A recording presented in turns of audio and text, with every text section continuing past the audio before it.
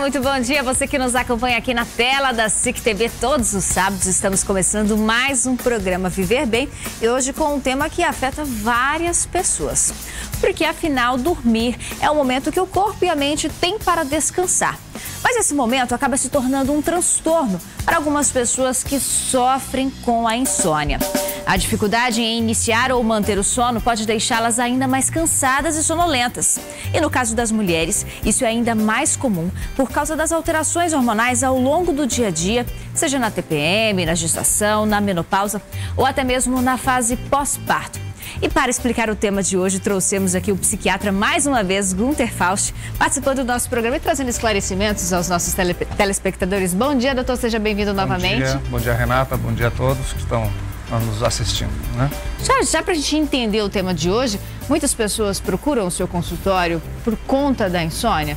Sim, a insônia, muitas vezes, né, ela é a primeira queixa do paciente que procura um atendimento de saúde mental. Mas ela é uma doença? Ela pode ser uma doença, né, primária, que não teria uma outra causa, seria a insônia como manifestação, às vezes, de um comportamento errado no dia a dia, uma rotina errada, né, e que se manifesta como insônia, ou uma insônia secundária a outras doenças, né? Uma insônia secundária a depressão, ansiedade, transtornos na respiração, né, transtornos metabólicos que geram obesidade, várias causas. E existe uma regra, doutor? É necessário que todo indivíduo durma tantas horas por dia? Não existe uma quantidade de horas exatas durante o dia, mas existe uma necessidade individual, né? Tem pessoas que se satisfazem com 6 horas de sono e tem pessoas que precisam de 10, 11 horas de sono.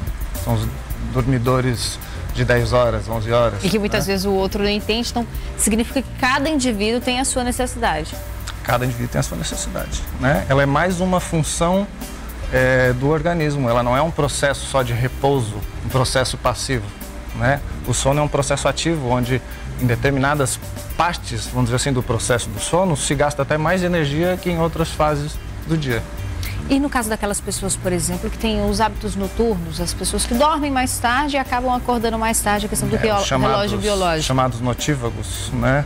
É um pouco relativo e pode haver essa compensação, desde que essa compensação seja, vamos dizer assim, muito precisa. Dormir durante o dia num ambiente escuro, né, para propiciar a produção de vários hormônios que são fundamentais para o processo de sono.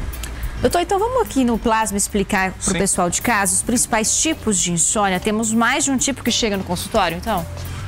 Sim, né? O que é mais frequente são as insônias crônicas, né? Que são secundárias a outros transtornos, outras doenças e que não somente pela queixa da insônia, senão também pelas outras manifestações dos quadros patológicos de base, né? Mas não é o mais frequente. O mais frequente é a insônia transitória, né? Que ela gera vamos dizer assim, uma perda de sono por 1, 2 dias em função de alguma perda, né? Um processo estressante, uma demissão do trabalho. É aquela pessoa com várias noites sem dormir por algum motivo? Não várias, né? Por um período curto, não é considerado um processo patológico, senão uma reação aguda a uma situação de estresse. Certo? Depois nós temos a insônia, pode passar... A insônia de curto período, coloca pra gente explicar então, por favor, produção. Né? Certo, geralmente se considera a insônia de curto período aquela que acontece até 1 mês, entendeu? De noites sem dormir da forma correta. Sem ter um sono de qualidade, um sono mais intenso? Isso é importante a gente relevar, porque insônia não era apenas não dormir, né? Às vezes é a dificuldade da conciliação do sono, né? Ou a pessoa não tem dificuldade para iniciar o sono, porém tem dificuldade para manter um sono contínuo até o início da manhã, né? Por várias situações ela acorda no meio da noite, pode ser por uma enurese, né? Que é o ato miccional noturno, a vontade de urinar durante a noite. A insônia de curto período, por exemplo, o que leva as pessoas a desenvolverem? Como eu estava falando, são situações de estresse agudo, né? Porém, que tem uma perpetuação. Tipo, está passando por um problema financeiro, alguma coisa desse gênero, ou uma doença aguda, tipo um quadro de hipertireoidismo, né? Que são, aí nós estaríamos entrando nos diagnósticos diferenciais, certo? Até haver a correção desse fator. Temos ainda a insônia crônica, doutor. Do que se trata a insônia crônica? É a insônia crônica, que é a que geralmente leva o paciente ao consultório, né? Seja do neurologista, do psiquiatra, do otorrinolaringologista. Essa insônia, ela geralmente tem uma doença de base, né? Que, vamos dizer assim, faz com que a insônia seja um sintoma. O paciente se queixa dessa situação. Geralmente está associado à depressão, ansiedade ou obesidade, né, que traz transtornos da respiração. Nós chamamos de apneia do sono, quando tem uma interrupção da respiração, não chega oxigênio suficiente no cérebro e o cérebro, como um ato de segurança, ele desperta o indivíduo. E tudo isso tem alguns fatores, né? Algumas causas que levam as pessoas a terem insônia. A gente listou aqui alguns, eu queria que o senhor comentasse. Certo. Os fatores psicológicos, né, como nós já comentamos, o estresse e a ansiedade, né, o uso de bebidas alcoólicas, né. O álcool, apesar de causar uma sedação, certo? Apesar de ele causar uma sedação, ele interfere na produção de melatonina negativamente, né, que nós vamos abordar sobre a melatonina. Algumas medicações também, como para hipertensão, como os beta-bloqueadores, as pessoas comumente usam propranolol, atenolol, também interferem, né, na produção da melatonina e dificultando, às vezes, a conciliação e a manutenção do sono. Né? Certo. Ainda temos também os fatores ambientais, né, para completar aí. Isso Sim. Atrapalha realmente, doutor? Atrapalha, com certeza. Né? Nós podemos considerar fatores ambientais todos aqueles elementos que estão à nossa volta no ambiente do sono, sejam elementos sonoros, visuais, né? E o próprio, vamos dizer assim, ambiente familiar. Se ele é conturbado, a gente pode até considerar que é um ambiente, um fator ambiental insalubre, né, para o desempenho de um sono reparador. Tá certo, a gente vai dar uma pausinha rápida, doutor. Você de casa, não saia daí que nós iremos continuar então a falar sobre insônia. Você sofre com este mal? Não saia daí, nós voltamos em instantes.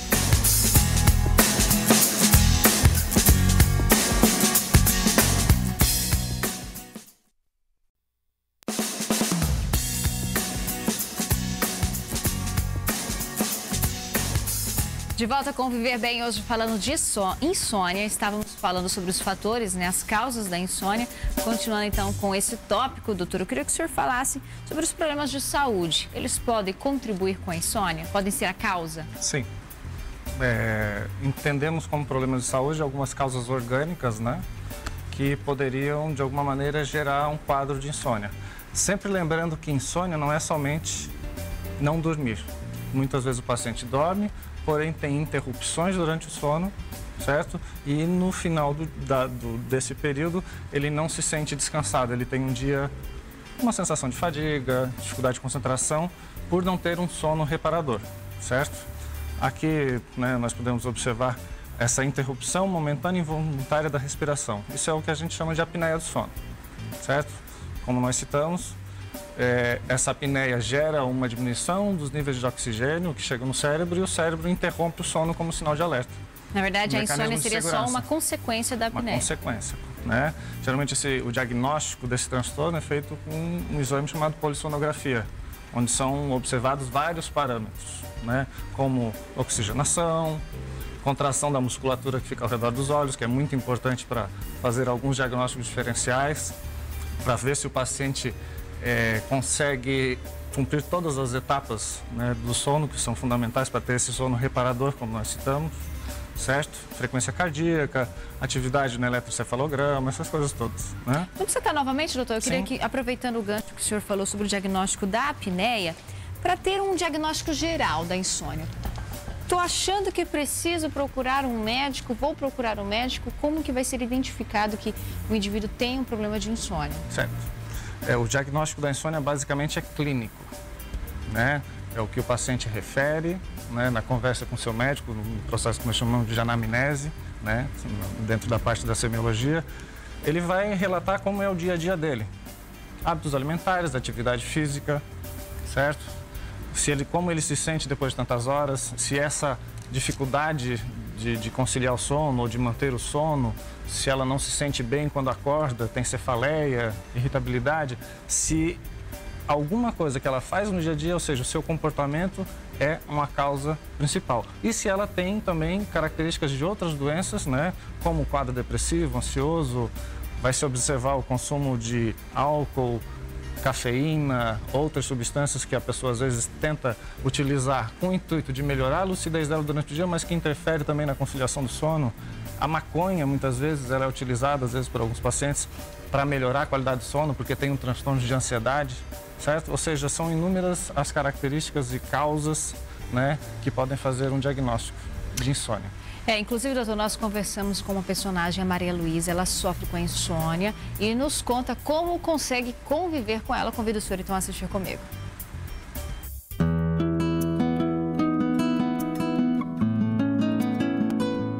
Meu nome é Maria Luísa, eu sou formada em publicidade e propaganda, atualmente trabalho como produtora de TV, então tenho uma rotina bem estressante às vezes, assim. Eu sempre dormi mal, mas depois que eu comecei a trabalhar, piorou porque eu tinha menos tempo para descansar de uma noite mal dormida. Eu acho que é o estresse mesmo, eu sou muito ansiosa e sempre fui muito ansiosa, mas aí ao longo do tempo veio piorando a ansiedade, então quanto mais ansiosa eu fico, menos eu durmo, mais vezes eu acordo durante a noite e eu fico mais estressada.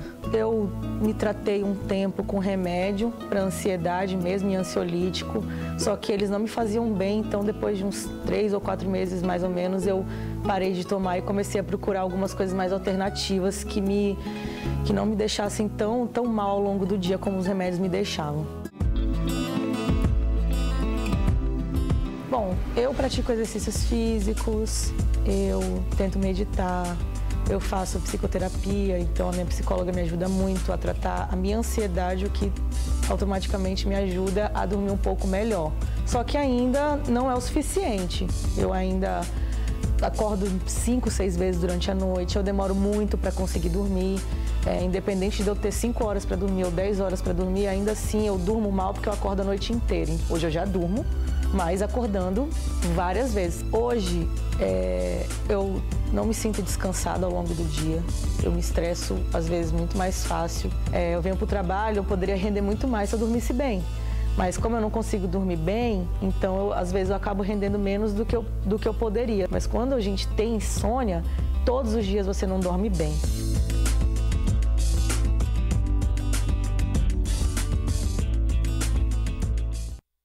Acho que a queixa da Maria Luísa é uma das mais comuns, né, doutor? Eu tenho um problema de ansiedade e isso acaba interferindo na qualidade do meu sono, acordo várias vezes na noite. Sim. E como ela citou, né, vale a pena frisar, às vezes uma medicação prescrita, com a melhor das intenções, ela acaba sendo às vezes mais prejudicial do que o próprio transtorno, né? Então, por isso é fundamental fazer um diagnóstico preciso. Não é porque vai no psiquiatra, vai no neurologista, no otorrinolaringologista que tem necessidade de fazer uso de alguma medicação, né? Hoje a indicação de um diagnóstico de transtorno do sono, né, como a insônia, a primeira conduta é a terapia cognitivo-comportamental, entendeu? Então, não devemos abusar dos recursos medicamentosos, né, sem antes observar a parte comportamental, né, o nosso dia a dia, o ambiente, né? Mas nisso tudo, doutor, quando eu sei que é a hora que aquilo está precisando de um tratamento, de um acompanhamento, de procurar um médico, quando o indivíduo vai saber se realmente aquilo está afetando e deve se procurar um médico? Não é o indivíduo que vai fazer o diagnóstico e determinar se ele tem necessidade ou não de fazer uso de medicamento. Ele deve procurar um profissional. Mas o que estimula as pessoas a procurarem? Em qual momento que normalmente ela sente, né, isso? O que caracteriza a insônia é, vamos dizer assim, a consequência de um sono que não é reparador, né? Aquilo vai trazer prejuízo para o dia a dia do paciente, né? Do indivíduo que ainda não é paciente, certo? E ele vai procurar por necessidade. E tem exames específicos, doutor, para saber se a pessoa passa por distúrbios do sono? Sim, nós citamos já a polissonografia, né? A polissonografia é o exame mais preciso para fazer os diagnósticos de insônia.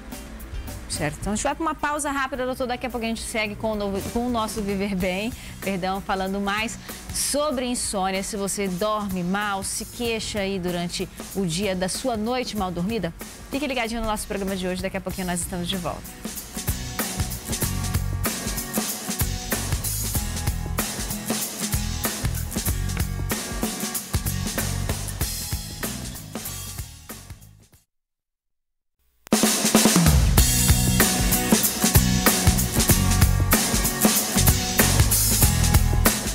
De volta com Viver Bem, falando sobre insônia. E é interessante de esclarecer, doutor Gunter, se o ambiente influencia na indução do sono. Ou alguns hábitos, né? Tem pessoas que conseguem dormir com a televisão ligada, outras pessoas já não conseguem.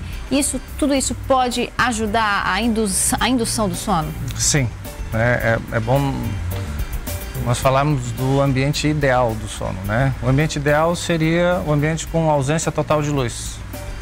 Ausência total de som, né? Não consumir alimentos que tenham psicoestimulantes, mesmo sendo naturais, como a cafeína, né?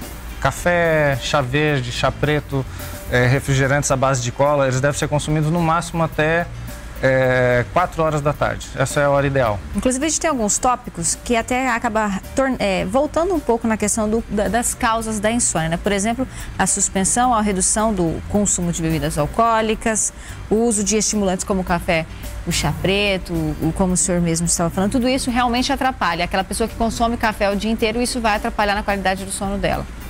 Se fizer o consumo até as 4 horas da tarde, né, às 16 horas, a interferência pode ser minimizada. Mas não tem pessoas organismos que acostumam? Claro, não.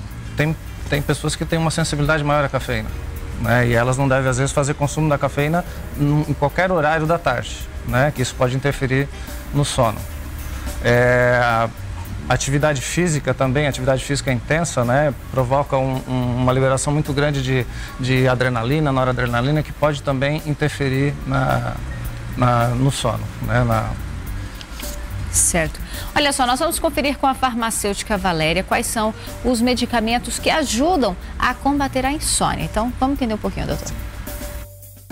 Sou Valéria Rodrigues, sou farmacêutica e professora universitária na área de farmacologia. Os medicamentos mais leves que são utilizados para a insônia são os medicamentos naturais. Entre eles, os principais são a passiflora, que é extraída da folha do maracujá, e a valeriana. Esses dois são excelentes e são os mais leves que a gente tem. Existem outros medicamentos que também são muito utilizados, por exemplo, que são os medicamentos naturais que o corpo da gente faz, que é a melatonina. A melatonina, ela dá uma qualidade do seu sono. Ela regula o seu sono à noite e as suas atividades diárias. Ela é um hormônio natural produzido pelo próprio corpo da gente à noite. Ela é um hormônio sintetizado para a qualidade de sono. E aí a gente tem os medicamentos que são considerados de tarja preta, que já são os benzodiazepínicos, que são o diazepam e uma categoria muito grande. Esses fármacos, eles já são medicamentos controlados, eles modificam o tempo do sono, as fases do sono, mas eles podem causar dependência, tolerância, só são vendidos com indicação médica. Os medicamentos de tarja preta, que são os controlados, os benzodiazepínicos, eles são indicados quando você tem realmente uma alteração do sono muito grande. Por quê? Porque eles causam dependência, causam tolerância, e é só nos casos em que o seu médico ele tem a assertiva de fazer parte do seu tratamento, porque eles induzem realmente alguns efeitos colaterais. Algumas pessoas utilizam outros medicamentos, por exemplo, medicamento para alergia, que também são indutores de sono. Nesses medicamentos para alergia, eles promovem uma sonolência. Eles não são indicados para dormir, mas existe essa indicação que a gente chama de off-label. O que é isso? Uma indicação fora do contexto. Eles não são para insônia, mas eles produzem sonolência quando se toma. Quem tomou remédio para alergia alguma vez sabe disso. E a gente sabe que frequentemente algumas pessoas elas fazem uso do remédio para alergia, do remédio para enjoo, para provocar esse sono, que na verdade trata-se de um efeito colateral daquele medicamento. Sim. Uma prática que acaba sendo prejudicial à saúde, né, doutor? É prejudicial porque pode mascarar um quadro de base, uma doença de base, e perpetuar uma situação que teria um tratamento mais simples até, né, do que o uso de medicamentos que seriam para outra doença, né, como os antialérgicos. Cabe citar que ainda existe uma outra categoria de medicamentos, que são os hipnóticos, né, que não foi citada pela farmacêutica, pela colega, que se utiliza muito nos transtornos temporários do sono, né, aqueles períodos mais curtos, até um mês. Não se deve fazer uso dessa medicação por mais de 2 meses. É uma indicação. Se existe a necessidade de fazer uso mais prolongado desses medicadores, dessas medicações que são indutores do sono, quer dizer que existe um transtorno que não está sendo tratado corretamente. Aí a abordagem deve ser diferente, né? Observando um possível diagnóstico de ansiedade, depressão ou algum outro transtorno da neurologia ou da otorrinolaringologia, como a apneia do sono. E a gente percebe que há uma variedade de medicamentos, parte deles sem a necessidade da receita. E aqui isso não possibilita, não permite com que as pessoas façam o tratamento por conta própria. Sim. Jamais usar os medicamentos por conta própria, por mais que sejam medicamentos naturais, por exemplo. Claro, até outros medicamentos que não foram citados são os relaxantes musculares, né? Os pacientes utilizam muito a ciclobenzaprina, que também traz um benefício temporário, mas perpetua um quadro. Vale ressaltar, falar um pouquinho sobre a melatonina, né? Que é um hormônio que é sintetizado pelo próprio organismo, mas que agora é possível, né, fazer essa reposição. Nós não falamos ainda, mas a melatonina ela provém do triptofano, e é um aminoácido que está muito frequente nos nossos alimentos, principalmente nos queijos, né? É muito interessante fazer esse reforço, essa suplementação do triptofano para alguns pacientes que teriam esse perfil. Então a alimentação poderia ajudar nesse ponto. Fundamental, né? Mas a melatonina, né, que foi citada, até a caixa que apareceu, né, a embalagem que apareceu, estava em espanhol. Porque no Brasil nós ainda não temos a comercialização industrial da melatonina, né? Existe uma regulamentação, existe só um fornecedor do princípio ativo e ela tá sendo manipulada em farmácias, né? Com prescrição dos profissionais de saúde. Nos Estados Unidos e em outros países ela é considerada um suplemento, né? Existe um outro controle, né? Um órgão diferente do nosso, que é a Anvisa, que tem um entendimento diferente sobre essa substância. Eu queria agradecer a sua participação, Dr. Gunter Fausto, mais uma vez aqui no nosso Viver Bem. Deixar claro para o pessoal de casa, está sofrendo com problema, procure um médico, procure auxílio, orientação, jamais faça uso de medicamentos sem uma recomendação médica. Entenda mais sobre assunto, entenda mais do seu corpo e sábado que vem nós estamos de volta para falar de mais um tema de qualidade de vida. Tchau!